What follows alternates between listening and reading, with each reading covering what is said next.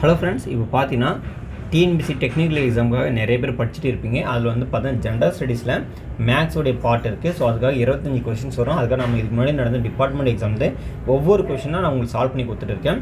அந்த வகையில் பார்த்தீங்கன்னா இதுக்கு முன்னாடி 182 வரை ஒரு கொஷின்ஸ் எடுத்து வீடியோ போட்டிருப்பேன். அதனுடைய கண்டினியூட்டி பார்த்து 183 என்னென்ன கொஷின்ஸ் எல்லாம் இருக்குன்னு சொல்லிட்டு பார்த்துடலாம். முதல்ல பாருங்கள் என்ன கேள்வி கொடுத்துருக்காங்கன்னா, ஒரு செவ்வக வடிவ பூங்காவின் நீளம் அகலத்தை விட 14 மீட்டர் அதிகமாக உள்ளது. பூங்காவினுடைய சுற்றளவு 200 மீட்டர் நீள். அதன் நீளம் மற்றும் பரப்பளவு எவ்வளோன்னு கேட்டுக்கிறேன். ஸோ இந்த மாதிரி கொஷின்ஸ் வரும்போது நீங்கள் ஆன்சரை நீங்கள் வச்சு நீங்கள் சால்வ் பண்ணிங்கன்னா ரொம்ப ஈஸியாகிடும். பட் ஆனால் நீங்கள் வே ஆஃப் மெத்தடில் வந்து நீங்கள் சால்வ் பண்ணிட்டு வந்தீங்கன்னா கொஞ்சம் நிறைய டைம் ஆகும். ஏன்னா இந்த ஆப்ஷன் ரிலேட்டடாக நீங்கள் போனீங்கன்னா ஸோ இது சாட்டிஸ்ஃபைட் ஆகும். சில கொஷின்ஸ் வந்து ஆப்ஷன் வந்து சாட்டிஸ்ஃபைட் ஆகாது. ஸோ அதை வச்சு நீங்கள் ஈஸியாக நெக்லிஜிபிள் பண்ணிட்டு போயிடலாம். ஃபஸ்ட்டு பார்த்தீங்கன்னா சொல்லியிருக்காங்கன்னா, ஒரு செவ்வகம் இருக்குது. இந்த செவ்வகத்தில் அகலத்தை விட பார்த்தீங்கன்னா நீளம் வந்து 14 மீட்டர் அதிகமாக இருக்குது. அகலத்தை விட 14 மீட்டர் அதிகமாக உள்ளது நீளம். அப்போது இது பின்னா இது L+14 இருக்குது.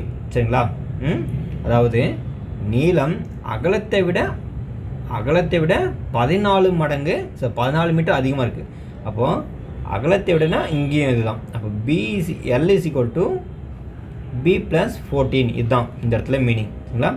அதாவது நீளமானது அகலத்தை விட 14 மீட்டர் அதிகம். அகலத்தை விட 14 மீட்டர் அதிகம். இப்படி சொல்லியிருக்காங்க. ஸோ அப்போ சுற்றளவு சொல்லியிருக்காங்க. சுற்றளவு 4 பக்கம் சுற்றி இருக்கக்கூடிய அளவு தான். ஸோ ஃபஸ்ட்டு என்ன பண்ணுறேன், ஸோ இந்த 75 கொடுத்துருவாங்கல்ல. ஸோ 75 நான் என்ன பண்ணுறேன், 14 வந்து கம்மி பண்ணி பார்க்குறேன். சரிங்களா? ஏன்னா லென்த்து சொல்லியிருக்காங்கல்ல, என்னென்னா லென்த்து தான் கண்டுபிடிக்கணும். அப்போ 75ன்றது நீளமாக இருந்துச்சுன்னா அப்போ இதில் 14 வந்து என்ன இருக்கும், கம்மியாக தான் இருக்கும் அது. சரிங்களா? அப்போது 14 சப்ராக்ஷன் பண்ணால் இது என்ன இருக்கும், 1 மீதி 6. அப்போது 75 நீளமாக இருந்துச்சுன்னா 275 ப்ளஸ் 61 ஆட் பண்ணால் உங்களுக்கு பார்த்தோன்னா இதுவே 150 வந்துடும். இது வந்து 122 தான் வரும். ஆனால் ஆன்சர் என்ன வேணும், சுற்றளவு 200 மீட்டர் வேணும். அப்போ சுற்றளவுனா ஒரு செவ்வகம் இருக்குன்னா 4 பக்கம் சுற்றி இருக்கக்கூடிய அளவு தான் 200. அப்போ இந்த கண்டிஷன் வந்து சாட்டிஸ்ஃபைட் ஆகலை, அது வராது. சரிங்களா? ஸோ இந்த மாதிரி நீங்கள் என்ன பண்ணலாம், ஆப்ஷன் வச்சு நீங்கள் இந்த மாதிரி கொஷின்ஸ் கேட்கும்போது அப்படி வச்சு சால்வ் பண்ணி ரொம்ப ஈஸி. ஆனால் நான் வந்து செம்ம தான் சால்வ் பண்ணி போவேன்னா கொஞ்சம் கஷ்டன்றதை விட கொஞ்சம் லேட்டாக ஆன்சர் கிடைக்கும். சரி, அதுதான் சொல்கிறேன். அடுத்து பாருங்கள், செகண்ட் ஆப்ஷன் நம்ம எடுத்துக்கலாம். ஸோ 57 சொல்லிடுறாங்க. அப்போ 14 நம்ம கம்மி பண்ணணும். அப்போ 14 கம்மி பண்ணால் ஸோ 3 மீதினா இருக்கும் 4. சரிங்களா? அப்போ 43 இருக்கும். அப்போ 43 ஆட் பண்ணோம். At the same time 57 add பண்ணுங்கள். ஸோ இது ஆட் பண்ணாலும் உங்களுக்கு 100. இதையும் ஆட் பண்ணால் 100. அப்போது இதனுடைய சுற்றளவு என்ன வந்துச்சு, ஸோ 200 வந்துச்சு. அப்போ இதுதான் ஆன்சர். ஸோ பி தான் சரியான விடை. நெக்ஸ்ட் அதனுடைய பரப்பளவு நமக்கு எப்படி இருக்குன்னு நமக்கு தேவையில்லை. இன்கேஸ் இங்கேயும் வேறு எதனா ஆப்ஷனில் 57 இருந்துச்சுன்னா அதை வச்சு நம்ம சால்வ் பண்ணி இருக்கணும். சரிங்களா? ஸோ எதுவுமே இல்லை. ஸோ அப்போ இதுதான் ஆன்சர் அப்படின்னு சொல்லிட்டு நம்ம ஈஸியாக மார்க் பண்ணிட்டு போயிட்டே இருக்கலாம். சரிங்களா? சரி, அடுத்த கொஷின்ஸ் பாருங்கள். 184 கொஷின்ஸ். சரிங்களா? ரொம்ப ரொம்ப ரொம்ப இம்பார்ட்டன்ட் கொஷின்ஸ். நம்ம மென்சுரேஷன் வந்து பார்த்தோன்னா இந்த கொஷின்ஸ் வந்து நிறைய பேர் பார்த்தோன்னா கஷ்டம், இந்த ஃபார்முலாஸ் என்னால் வந்து மெமரி பண்ண முடியல அப்படின்னு சொல்லிட்டு போயிடுறாங்க. கொஞ்சம் நல்லா புரிஞ்சிங்கன்னா நீங்கள் போதும். இந்த ஃபார்முலாஸை அடிக்கடி கேட்டுதே இருப்பாங்க. என்னுடைய ரிலேட்டடாக கண்டிப்பாக கொஷின்ஸை வரப்போது. ப்ரிஸ்டம் சொல்லுவாங்க, இல்லை ப்ரிஸ்டம் சொல்லுவாங்க, இல்லைன்னா தமிழில் இடைக்கண்டம் சொல்லுவாங்க. அவ்வளோதான். சரிங்களா? என்ன கொஷின்ஸ் பாருங்கள். 45 சென்டிமீட்டர் உயரமுள்ள ஒரு இடைக்கண்டத்தின் இருபுற ஆரங்கள் முறையே 28 சென்டிமீட்டர் மற்றும் 7 சென்டிமீட்டர் எனில் இடைக்கண்டத்தினுடைய கன அளவு கேட்டுக்கிறாங்க. சரிங்களா? இடைக்கண்டத்தினுடைய கன அளவு என்ன ஃபார்முனா, 1/3 5H. அது பார்த்தீங்கன்னா கேபிட்டல் R². அப்புறம் லெட்டரும் பார்த்தீங்கன்னா ஸ்மால் லெட்டர் R². அதாவது பார்த்தீங்கன்னா so capital R into small letter R. இது எல்லாத்தையும் நீங்கள் சால்வ் பண்ணால் ஸோ ஆன்சர் த வால்யூம். என்னுடைய வால்யூம், ஸோ இடைக்கண்டத்தினுடைய வால்யூம். சரிங்களா? அடுத்து நம்ம என்னென்ன பண்ணலான்னு சொல்லிட்டு பாருங்கள். எல்லா வேலையும் நம்ம சப்ஸ்டியூட் பண்ணிடலாம். ஸோ 1/3. ஸோ 5ஓட வேல்யூஸ் 22/7. அடுத்து ஹெச் வந்து பார்த்தோன்னா ஸோ 28 சொல்லிக்கிறாங்க. சரிங்களா? சாரி ஹெச் வந்து பார்த்தோன்னா 45. அடுத்து பாருங்கள் என்ன கொடுத்துருக்காங்க, 28. சரிங்களா? அது கேப்லெட்டர் R வந்து பார்த்தோன்னா ஸோ 28. அப்போ 28உடைய பர்ஃபெக்ட் ஸ்கொயர் வந்து என்ன இருக்கும் உங்களுக்கு தெரிஞ்சிருக்கணும். சரிங்களா? அதே 28 பர்ஃபெக்ட் ஸ்கொயர் தெரியலன்னா நீங்கள் என்ன பண்ணுங்கள், மல்டிப்ளை பண்ணிக்கோங்க. 8 8 64 மீதி 6 8 2 16. ஸோ 22. திருப்ப நீங்கள் 8 2 16 6 மீதி 1 அது 2 4 5. அப்போ பாருங்கள் 584 வந்துடுச்சா? சரிங்களா?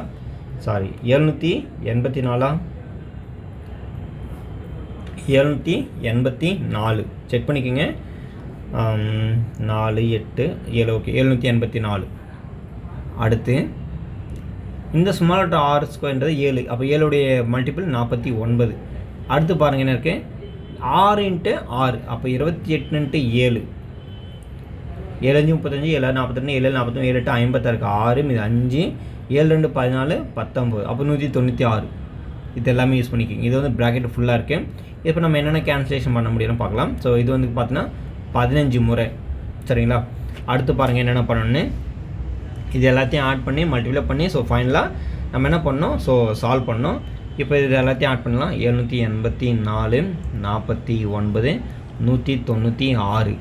இதையும் ஆட் பண்ணால் 10, 19, 9 மீதி 1, 9, 9 18, 20 22 2 மீதி 2, ஸோ 8 10, சரிங்களா.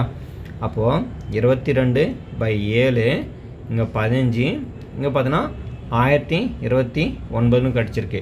இந்த 1029 நம்ம பார்த்தோம். ஸோ 7ஆல் கேன்சல் பண்ண முடியுமான்னு செக் பண்ணி பார்க்கணும். சப்போஸ் கேன்சல் ஆகிற மாதிரி இருந்தால் கேன்சல் பண்ணிவிடுங்க, இல்லைனா நம்ம பார்த்துக்கலாம், சரிங்களா. ஸோ எல்லாத்தையும் மல்டிப்ளை பண்ணி நம்ம ஃபைனல் எடுத்துகிட்டு வரணும். 1029 7ஆல் பண்ணணும். ஸோ 7 1 7 மீதி 3 32, 7 4 28, அப்போ மீதி 4 49 வரும். 7 7 49, அப்போது ஃபுல்லாக என்னாச்சு 0 ஆயிடுச்சு, சரிங்களா. சரி, ஃபுல்லாக என்னாச்சு 0 ஆயிடுச்சு. அப்போ இதுக்கான ஆன்சர் வந்து பார்த்தீங்கன்னா ஒரு முறை, இது வந்து பார்த்தீங்கன்னா 147 முறை. அடுத்து இது ரெண்டுத்தையும் மல்டிப்ளை பண்ணி இது பண்ணிவிட்டா ஆன்சர் வந்துடும். அடுத்துன்னா கொஞ்சம் இடம் வந்து அடுத்த பேஜுக்கு நான் போயிடுறேன், ஏன்னா கொஞ்சம் அங்கங்கே கிட்டே எழுதிட்டனால கொஞ்சம் கஷ்டமாக இருக்குது. அடுத்து பாருங்கள் என்ன இருக்குது, 22 × 15. ஸோ இது நீங்கள் பார்த்தீங்கன்னா I2 10க்கு 0 மீது 1, I2 10, ஸோ 11. அடுத்து பார்த்தீங்கன்னா 1ஆல் பண்ணும்போது உங்களுக்கு 22 தான். அப்போது 330 கிடச்சிருமா, சரிங்களா. 330. அடுத்து பார்த்தீங்கன்னா நம்ம என்ன பண்ணோம், 147ஆல் மல்டிப்ளை பண்ணோம். 147 × 330, ஸோ 0 ஃபைனலாக நம்ம ஆட் பண்ணிக்கலாம். ஸோ 3 எடுத்தவனுக்கு 1 மீது 2, 3 12, 14 4 மீது 1, 3 3 4. ஸோ இதே மாதிரி நம்ம திரும்ப போட்டுக்கலாம். 4 4 1 ஃபைனலாக நம்ம 0 வந்து ஆட் பண்ணிக்கலாம். 1 5 8 4, ஸோ அங்கே 0 ஆட் பண்ணிங்க. அப்போ 48,510 தான் ஆன்சர். எங்கே இருக்குது பாருங்கள், 48,510 ஆன்சர். செக் பண்ணிக்கோங்க. 4 8 5 1 0 கரெக்டாக இருக்குது, சரிங்களா. ஸோ உங்களுக்கு ஃபார்மஸ் தெரிஞ்சால் போதும், கண்டிப்பாக ஈஸியாக நம்ம ஆன்சர் போட்டுடலாம், சரிங்களா. சரி, அடுத்த கொஷின்ஸ் பாருங்கள் என்ன இருக்குது. ரொம்ப எளிமையான கொஷின் தான் இது. பார்த்தோன்னா ஸோ ரேஷியோ வச்சு கொடுத்துருக்காங்க, சரிங்களா. ஜன்னலின் நீளம் மற்றும் அகலங்கள் முறையே, அதாவது நீள அகலங்கள் முறையேன்னு சொல்லியிருக்காங்க. அப்படி கொடுக்கும்போது 1 மீட்டர் மற்றும் 70 சென்டிமீட்டர் ஆகும். நீள அகலங்களின் விகிதம் காண்கன்னு கேட்குறாங்க. இப்போது நீளம் பார்த்தோன்னா 1 மீட்டரு, இங்கே 70 சென்டிமீட்டர். அப்போ 1 மீட்டரை நம்ம சென்டிமீட்டர் கணக்கு பண்ணால் 100 வந்துடும். அடுத்து இங்கே ஆல்ரெடி சென்டிமீட்டர் கொடுத்துருவாங்க. இப்போ நம்ம என்ன பண்ணலாம், இந்த 0 0 கேன்சல் பண்ணலாம். அப்போ 10:7 தான் சரியான விடை. ரொம்ப எளிமையான கொஷின் தான், சரிங்களா. ஸோ 10:7. சில நேரங்களில் இங்கே பாருங்கள், முதல்ல நீளம் கேட்டுக்கிறாங்க, செகண்ட் அகலம் இருக்குது. இங்கேயும் நீளம், இங்கே அகலம். ஒருவேளை இங்கே நீளம் அகலம் கேட்டுட்டு இதை இப்படி மாற்றி கேட்டுருவாங்க. அதையும் புரிஞ்சுக்கணும். அகலம் மற்றும் நீளங்கள் விகிதங்கள் முறையினா ஸோ 7:10 வரும்.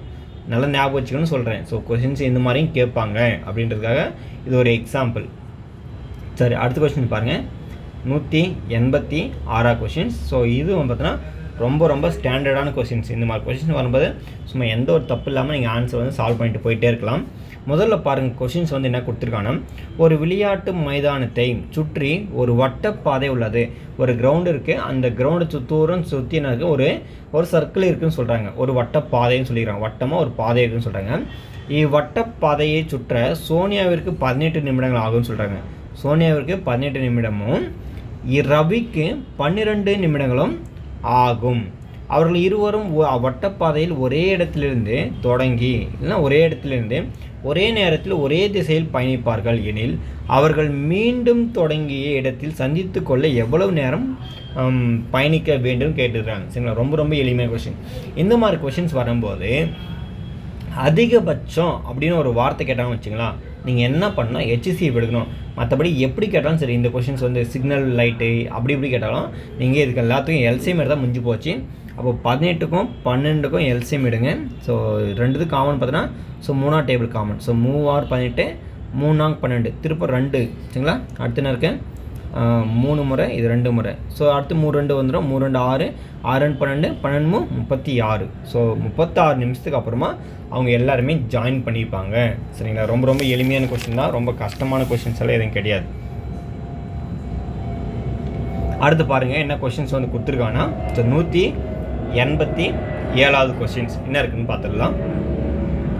5, 10, 26, 50 என்ற தொடரில் அடுத்த 2 உறுப்புகள் யாது என்னன்னு கேட்டுக்கிறேன். ஜென்ரலாக இந்த மாதிரி கொஷின்ஸ் வரும்போது நீங்கள் ஃபஸ்ட்டு என்ன பண்ணணும் ரூல்னால் எல்லாமே சொல்லிடுறேன் பாருங்கள். டிஃப்ரென்ஸ் செக் பண்ணி பாருங்கள். ஃபஸ்ட் எடுத்தோடனே டிஃப்ரென்ஸ் செக் பண்ணி பாருங்கள், கரெக்டாக வருதா பாருங்கள். இல்லையா அடுத்து ஸ்கொயர் நம்பர் செக் பண்ணி பாருங்கள், அண்டு க்யூப் நம்பர் செக் பண்ணி பார்க்கணும், இதுவும் வருதா வரலையா. அடுத்து பார்த்தீங்கன்னா ஸோ ப்ரைம் நம்பர் செக் பண்ணி பாருங்கள், ப்ரைம் நம்பர் இல்லைனா காம்போசிட் நம்பர் அதை செக் பண்ணி பாருங்கள். அப்படி இல்லையா எதுனா ஒரு நம்பரை இந்த மாதிரி +1 இந்த மாதிரி ஆட் பண்ணியிருப்பாங்க. அது எனக்கு வந்து ஜென்ரலாக ஒரு டேர்ம்ஸ் வந்து எதுனாலும் கொடுத்துருப்பாங்க, ப்ரைம் நம்பரை கூட கொடுத்துட்டு இது மாதிரி ஆட் பண்ணிவிட்டு சால்வ் பண்ண சொல்லுவாங்க. ஸோ இந்த மாதிரி தான் இருக்கும், பேட்டர்னு இந்த மாதிரி தான் இருக்கும், நீங்கள் ஈஸியாக கண்டுபிடிச்சிடலாம். ஸோ இது பார்த்தோன்னே எனக்கு தெரியுது. இப்போ பார்த்தோன்னா 2, 3, 5, 7 அதுக்கடுத்து பார்த்தோன்னா ஸோ 11, 13 இப்படி இருக்குது. இது எல்லாமே பார்த்தோன்னா ப்ரைம் நம்பர்ஸ், அதாவது பகா எண்கள்னு சொல்லுவாங்க, ப்ரைம் நம்பர் சொல்லுவாங்க. அப்போ இதை ஸ்கொயர் பண்ணியிருக்காங்க பாருங்கள். 2 ஸ்கொயர் பண்ணால் 4, 4ஓட 1 கூட்டினா 5, 3 ஸ்கொயர் பண்ணால் 9, 9ஓட 1 கூட்டினா 10, 5 ஸ்கொயர் பண்ணால் 25, அதோட 1 கூட்டினா 26, 7 ஸ்கொயர் பண்ணால் ஸோ 49, 50. அடுத்து 11 ஸ்கொயர் பண்ணால் 121, இதோட 1 ஆட் பண்ணால் ஸோ 122 சரிங்களா. அடுத்து 13 ஸ்கொயர் பண்ணால் 169, இதோட 1 கூட்டினா ஸோ 170. அப்போது 122 மற்றும் 170 தான் ஆன்சர். ஆப்ஷன் டி தான் சரியான விடை. ரொம்ப ரொம்ப எளிமையான கொஷின் தான் இது சரிங்களா. ஸோ முடிஞ்ச அளவுக்கு நீங்கள் நிறைய ப்ராக்டிக்ஸ் எடுத்தால் மட்டும் தான் இந்த எக்ஸாம் வந்து நீங்கள் நல்லா என்ன பண்ண முடியும், ஸ்கோர் பண்ண முடியும். அதாவது ஒரு எக்ஸாம் நீங்கள் அப்பியர் ஆகுறீங்க அப்படின்னா மினிமம் ஒரு 500 கொஷின்ஸ் வந்து நான் சால்வ் பண்ணிட்டு போங்க. கண்டிப்பாக உங்களுக்கு எந்த ஒரு பிரச்சனை வராமல் தாராளமாக 22 கொஷின்ஸ்க்கு மேலே நீங்கள் ஆன்சர் பண்ண முடியும். இதனுடைய கண்டினியூட்டி எல்லாம் பார்த்தோன்னா அடுத்த வீடியோஸ் நம்ம பார்க்கலாம். ஸோ நன்றி.